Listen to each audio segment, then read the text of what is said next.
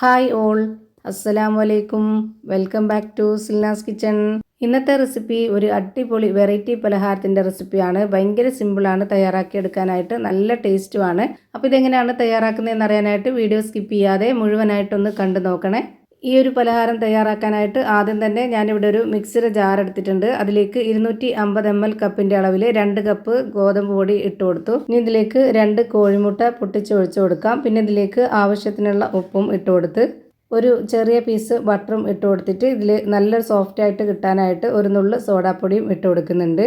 ഇതിലിനി വെള്ളം ഒഴിച്ച് കൊടുത്തിട്ട് നന്നായിട്ടൊന്ന് അരച്ചെടുക്കണം. ഈ വീഡിയോസ് കണ്ടുകൊണ്ടിരിക്കുമ്പോൾ തന്നെ സിൽനാസ് കിച്ചൺ ചാനൽ ആദ്യമായിട്ട് കാണുന്നവരാണെങ്കിൽ പ്ലീസ് ഒന്ന് സബ്സ്ക്രൈബ് ചെയ്തേക്കണേ. ഒപ്പം തന്നെ ഈ വീഡിയോസ് നിങ്ങൾക്ക് ഇഷ്ടപ്പെടുകയാണെങ്കിൽ ഒരു ലൈക്ക് ചെയ്ത് ഷെയർ ചെയ്ത് സപ്പോർട്ട് ചെയ്യാനും മറക്കരുത്.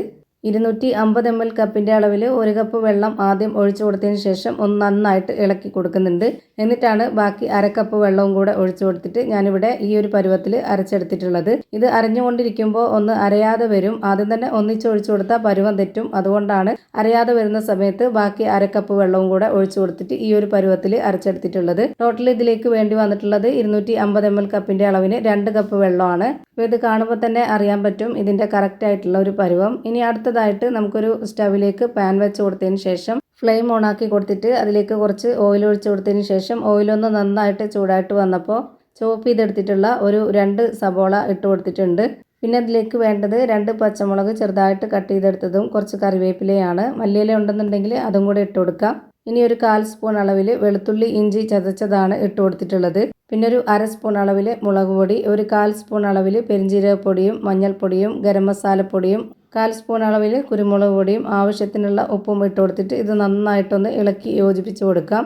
ഇതെല്ലാം കൂടി നന്നായിട്ടൊന്ന് വെന്ത് വരണം. അപ്പോൾ അതിന് വേണ്ടിയിട്ട് ഞാനിവിടെ ഒരു 3 മിനിറ്റ് നേരം വെയിറ്റ് ചെയ്യുന്നുണ്ട്. ഒരു 3 മിനിറ്റ് ആയപ്പോൾ ഇത് തുറന്ന് നോക്കിയപ്പോൾ ഈ ഒരു പരുവത്തിലാണ് വെന്ത് കിട്ടിയിട്ടുള്ളത്. നല്ലൊരു നല്ല മസാലപ്പൊടിയുടെയൊക്കെ നല്ലൊരു മണം വരുന്നുണ്ട്. ആ ഒരു സമയത്ത് നമുക്കിതിലേക്ക് ഗ്രേറ്റ് ചെയ്തെടുത്തിട്ടുള്ള 2 മുട്ട ഇട്ട് കൊടുക്കാം. ഇതെല്ലാം കൂടി ചേർത്ത് നന്നായിട്ട് ഒന്നുകൂടി ഇളക്കി യോജിപ്പിച്ചെടുക്കാം. പിന്നെ ഇത് അടച്ചു വെച്ചതിന് ശേഷം ഇനി ഒരുപാടിട്ട് വേവിച്ചെടുക്കണമെന്നില്ല. ആ ഒരു മുട്ടയിൽ ഈ ഒരു മസാലയുടെ മണം നന്നായിട്ട് ചേരാൻ വേണ്ടിയിട്ട് ഒരു 30 സെക്കൻഡോളം മാത്രം ഇതൊന്ന് അടച്ചു വെച്ചിട്ട് വേവിച്ചെടുത്താൽ മതി. ഇപ്പോൾ ഇത് നന്നായിട്ട് വെന്ത് കുഴഞ്ഞു വന്നിട്ടുണ്ട്. ഇനി നമുക്കിതിൻ്റെ ഫ്ലെയിം ഓഫ് ചെയ്ത് കൊടുക്കാം. അടുത്തതായി സ്റ്റവിലേക്ക് വീണ്ടും ഒരു പാൻ വെച്ച് കൊടുത്തിട്ടുണ്ട്. ഫ്ലെയിം ഓണാക്കിയതിന് ശേഷം നേരത്തെ റെഡിയാക്കി വെച്ച മാവിൽ നിന്നും ഒരു കയ്യിൽ മാവ് ഒഴിച്ച് കൊടുക്കാം. എന്നിട്ട് ഇതുപോലെ ഒന്ന് ചുറ്റിച്ചെടുക്കുന്നുണ്ട്. ഒരു മീഡിയം ഫ്ലെയിമിൻ്റെയും ലോ ഫ്ലെയിമിൻ്റെയും ഇടയ്ക്കുള്ള ഫ്ലെയിമിലാണ് ഇത് വെച്ച് കൊടുത്തിട്ടുള്ളത്. എങ്കിലാണ് എല്ലാം ഒരുപോലെ കിട്ടുള്ളൂ. ഇപ്പോൾ ഇത് ഒരു സൈഡ് വെന്ത് കിട്ടി. ഞാനിതൊന്ന് തിരിച്ചിട്ട് കൊടുത്തിട്ടുണ്ട്. ആ ഒരു ഭാഗം കൂടി ഒന്ന് വെന്ത് വരണം. ഇതിന് മുകളിലേക്കായിട്ട് കുറച്ച് ഓയിൽ ഒഴിച്ച് കൊടുക്കാം. അപ്പോൾ നല്ല ടേസ്റ്റ് ആയിരിക്കും, നല്ല മുരുമുരാന്ന് കിട്ടുകയും ചെയ്യും. ഓയിൽ ഒഴിച്ച് കൊടുത്തതിന് ശേഷം ഇതുപോലെ ഒന്ന് സ്പ്രെഡാക്കി കൊടുക്കുന്നുണ്ട്. എന്നിട്ട് ഇതൊന്ന് തിരിച്ചിട്ട് കൊടുക്കാം. തിരിച്ചിട്ട് കൊടുത്തതിന് ശേഷം നമ്മൾ റെഡിയാക്കി വെച്ചിട്ടുള്ള ഫില്ലിങ്സിൽ നിന്നും കുറച്ചെടുത്തിട്ട് ഇതുപോലെ നീളത്തിലൊന്ന് വെച്ച് കൊടുക്കാം. എന്നിട്ടൊന്ന് ഷേപ്പ് ചെയ്ത് കൊടുക്കുന്നുണ്ട്. ഷേപ്പ് ചെയ്ത് കൊടുത്തതിന് ശേഷം ഇതുപോലെ ഒന്ന് മടക്കി കൊടുക്കാം. ഇപ്പോൾ ഞാനിവിടെ ഫില്ലിങ്സ് വെച്ചിട്ട് ഇതുപോലെ ഒന്ന് റോൾ ചെയ്തിട്ട് എടുത്തിട്ടുണ്ട്. ഇപ്പോൾ അത് നന്നായിട്ട് വെന്ത് വന്നു. ഇത് നമുക്ക് എടുത്തു മാറ്റാവുന്നതാണ്. ഞാനിവിടെ ഒരെണ്ണം കൂടെ ചെയ്ത് കാണിക്കാം. ഇവിടെ ഇതൊന്ന് എടുത്തു മാറ്റിയതിന് ശേഷം പിന്നെ നമ്മളിതിലേക്ക് ഓയിൽ സ്പ്രെഡ് ആക്കേണ്ട ആവശ്യമില്ല. ആദ്യം നമ്മൾ ഈ ഒരു മാവ് ഒഴിച്ചു കൊടുത്തിട്ട് നന്നായിട്ട് ഇതുപോലെ ഒന്ന് ചുറ്റിച്ചെടുക്കുക. എന്നിട്ട് ഒരു സൈഡ് വെന്തതിന് ശേഷം ഇതൊന്ന് തിരിച്ചിട്ട് കൊടുത്തിട്ട് ആ ഭാഗത്ത് കുറച്ച് ഓയിൽ ഒഴിച്ചു കൊടുത്ത് ഇതുപോലെ ഒന്ന് സ്പ്രെഡാക്കി കൊടുക്കണം.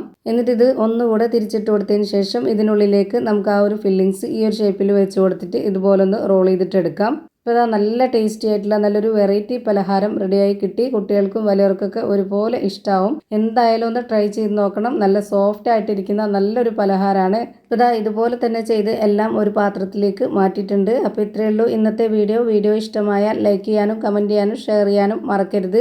അതുപോലെ തന്നെ ഞാനിടുന്ന പുതിയ വീഡിയോസ് നോട്ടിഫിക്കേഷനായിട്ട് കിട്ടുന്നതിന് വേണ്ടി സബ്സ്ക്രൈബ് ചെയ്ത് ബെല്ലൈക്കൺ അമർത്തി അതിൽ ഓൾ എന്ന ഓപ്ഷൻ എനേബിൾ ചെയ്ത് കൊടുക്കാനും മറക്കരുത്. പുതിയൊരു വീഡിയോയുമായി വീണ്ടും വരും. Thank you for watching.